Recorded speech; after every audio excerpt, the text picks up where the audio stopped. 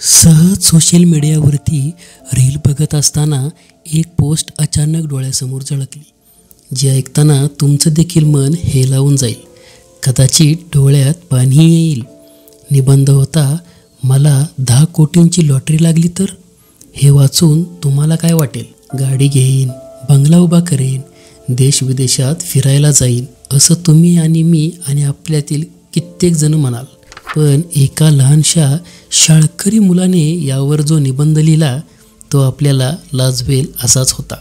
एकदम निरागस पण काळजाचा ठाव घेणारा. तो म्हणतो, जर मला 10 कोटींची लॉटरी लागली तर मी शाळेची फी भरली असती, पेन आणि वह्या घेतल्या असत्या, माझ्या भावाचीही शाळेची फी भरली असती, आईला चप्पलही घेतली असती, आईला एखादं लुगडं देखील घेतलं असतं, माझ्या बाला पण एखादा ड्रेस घेतला असता, घरातलं राशन भरलं असतं. 10 कोटी रुपये आणि या चिमुकल्याच्या इच्छा तर बघा. ना खेळणी, ना मोबाईल, ना कोणत्या गोष्टीची हौस, फक्त शिक्षण, 2 वेळचं अन्न आणि आईसाठी साधी चप्पल. कारण कदाचित तो बघत असेल की आपली आई उन्हात अनवाणी पायाने शेतात राब राबते, कधी अंगणात उभी असते, तिचे पाय भाजत असतात, पण तिने कधीच कोणाकडे तक्रार सुद्धा केली नाही. कदाचित त्याला दर महिन्याला शाळेच्या मास्तरांनी वर्गाबाहेर उभं केलं असेल, पैसे भरल्याशिवाय तुला वर्गात प्रवेश देणार नाही, हे शब्द त्याच्या कानात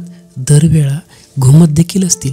कारण त्याच्याकडे एक फाटकी वही आणि पेन, तो पण कधी कधी मित्रांकडून घेतलेलं. घरात राशन भरलं असतं, कारण घरी जेवण मिळतं पण एका वेळेचंच. आई पाणी घालून भात वाढते, दुसऱ्या वेळच्या जेवणाची पण पंचायत असते. आई म्हणते, तू जेवून घे, मी नंतर जेवते, पण टपल्यात काही शिल्लक नसतं. आपण म्हणतो लॉटरी म्हणजे लक्झरी लाईफ, पण त्या चिमुकल्यासाठी लॉटरी म्हणजे साधं जगणं, मूलभूत गरजा आणि 2 वेळच्या जेवणाची सोय. जे त्याच्या घरी रोजचं स्वप्न आहे ते आपल्यासाठी सहजपणे मिळालेली वस्तू. कधी विचार केलाय का की आपल्याकडे असलेल्या गोष्टी कित्येक जणांसाठी स्वप्नच असतात? त्याने लिहिलेला हा निबंध म्हणजे समाजाला लाजवेल असा आरसा आहे आणि त्या लहानग्याचं दडलेलं मोठं दुःख आहे. आज आपण म्हणतो देश प्रगती करतोय, डिजिटली पुढे जातोय, चंद्रावर पोचतोय.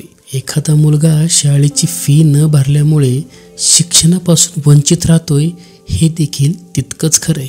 एक विचार करा, आपण कुणासाठी लॉटरी ठरू शकतो का? त्याचं स्वप्न छोटं होतं, पण त्यामागचं वास्तव मात्र खूप मोठं होतं. एक पेन, एक चप्पल, एक संधी कुणाचं आयुष्य बदलू शकतं. धन्यवाद.